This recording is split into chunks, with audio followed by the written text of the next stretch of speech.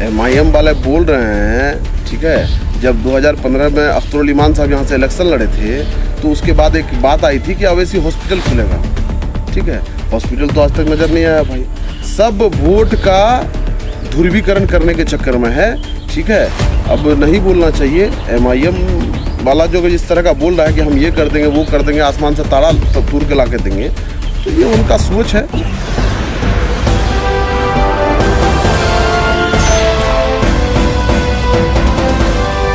सबसे पहले तो हम गांव मोहल्ला चैनल का शुक्रिया अदा करना चाहते हैं जो चुनामारी से चलकर हमारे यहाँ आए। ये हमारे सबसे खुशनसीबी वाली बात है। और मुसलमान भाइयों का अस्सलाम वालेकुम, हिंदू भाइयों का आदाब। देखिए भैया, चुनाव आना है, ये सबको मालूम है बखूबी। और कांग्रेस का टिकट, गठबंधन का टिकट अगर ये हम लोगों को मिलेगा, हर हाल में चुनाव लड़ेंगे। रही तैयारी की बात, तैयारी करने की ज़रूरत उनको पड़ती है जो इलाके में है नहीं। हम तो इलाका में हमेशा घूमते आए हैं, मिलते आए हैं, लोगों के दुख दर्द में हैं, लोगों के साथ हैं, लोगों के दरमियान हैं, तो हमेशा हम लोगों के साथ मिलते हुए आए हैं। तो हमको तो नहीं लगता है कि हमको तैयारी करने की ज़रूरत है। जहाँ हमारे लोग हैं, आज भी किसी पार्टी में नहीं गए हैं, किसी के साथ हमारे लोगों का फ़ोटो नहीं दिखिएगा। तो तैयारी करने का मतलब ये है कि भैया तैयारी उसको करने की ज़रूरत है जो इलाके में 4 साल 6 महीना सो के रहते हैं। अभी जो 7वां महीना से लेके अभी 5 साल विदिन 6 महीना के लिए जागते हैं, उनको तैयारी करने की ज़रूरत है।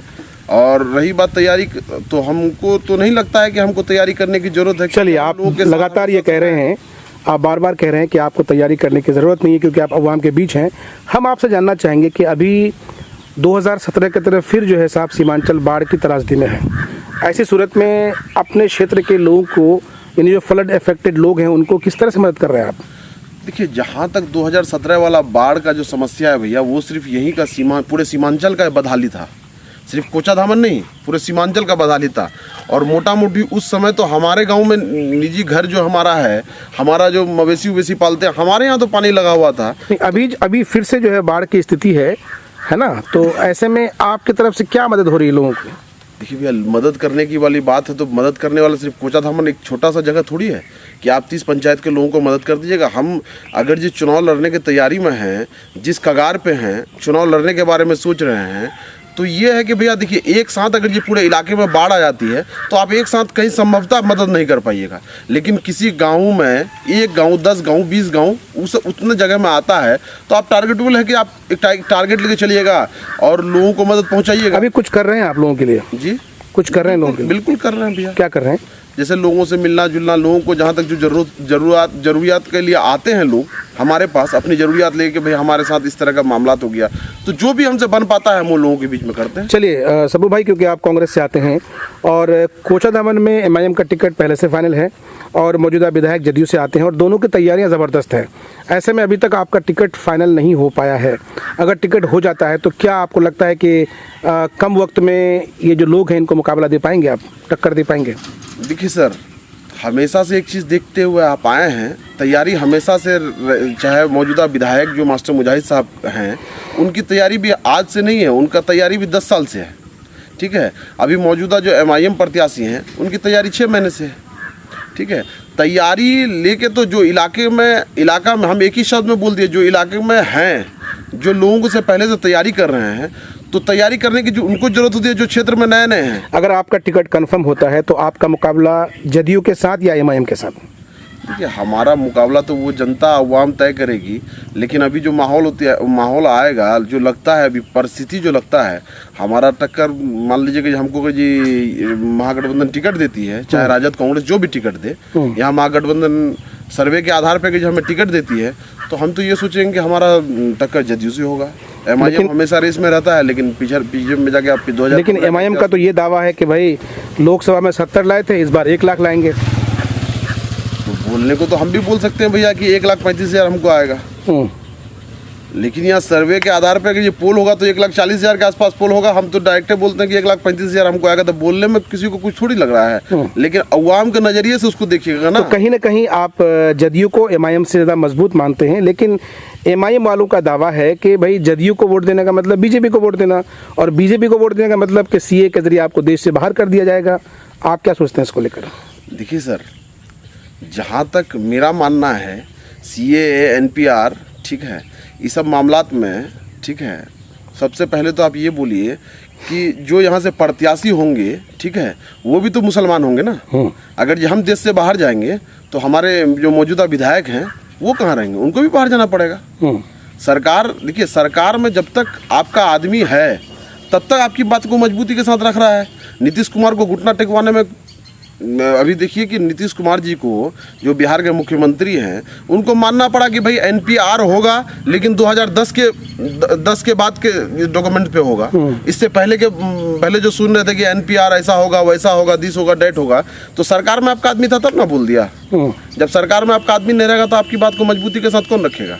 तो कहीं ना कहीं आप ये कहना चाह रहे हैं कि एनपीआर और एनआरसी के नाम पर जो दूसरी पार्टियां हैं वो अवाम को गुमराह कर रही है। बिल्कुल गुमराह कर रही है एनपीआर की। अब बताइए कि यहाँ तो एमआईएम से भी विधायक हैं, राजद से भी विधायक हैं, कांग्रेस से भी विधायक हैं, तो भैया एनपीआर एनआरसी में सब बोले तो वहाँ सदन में जाके क्या हुआ, हम सदन के बारे में जानना चाहेंगे ना। सदन में जाके तो कोई टलवा नहीं दिया ना। ये तो शाहीन बाग का मामला देख के सरकार घुटना टेक दिया। ये तो आपको कोचाधावन में जो प्रदर्शन हुआ उसकी वजह से सरकार घुटना टेक दिया। जिस कांग्रेस से आते हैं सबू भाई जी, उस कांग्रेस के बारे में कहा जाता है कि भाई विपक्ष लगातार अवाम को ये समझाने की कोशिश कर रही है कि आप कांग्रेस को क्यों वोट देंगे। अगर आप कांग्रेस को वोट देंगे, आपका कैंडिडेट जीत जाएगा, बाद में तो उसको बीजेपी में जाके मिलना है, क्योंकि कई जगहों पर हो चुका है इस तरह से। देखिए सर, वो लोग और होते हैं जो पैसे के लिए राजनीति करते हैं। क्या ये सही नहीं है कि कांग्रेस के लोग, बहुत सारे लोग ऐसे हैं जो ऐसे विधायक हैं, सांसद हैं जो चले गए हैं बीजेपी में?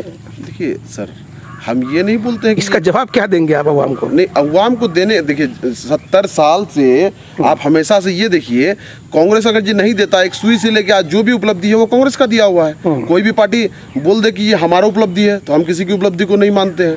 आज एक रेलगाड़ी दौड़ रही है, 1947 के बाद कौन आया सरकार में? कांग्रेस आई ना। आज जो हिंदुस्तान का जीडीपी जो रखा कांग्रेस, जो अपना बना, आज क्या है जीडीपी का स्थिति देख लीजिए, माइनस में चल रहा है। कांग्रेस अपने रीजन में जीडीपी का स्थिति देख लीजिए, बेहतर था, कारोबार में लोग बेहतर थे, अब बिजनेस बहुत तेजी से अपग्रेड हुआ था। लेकिन सब्बू साहब, ये भी तो सच्चाई है ना कि देश की आज़ादी से लेकर अब तक अगर मुसलमान पिछड़ा है तो उसके लिए सीधे तौर पर कांग्रेस ही जिम्मेदार है। और सच्चर कमेटी की रिपोर्ट से भी यह स्पष्ट हो चुका है कि मुसलमान सबसे पिछड़ा है, इसके लिए जिम्मेदार तो कांग्रेस ही ना सर।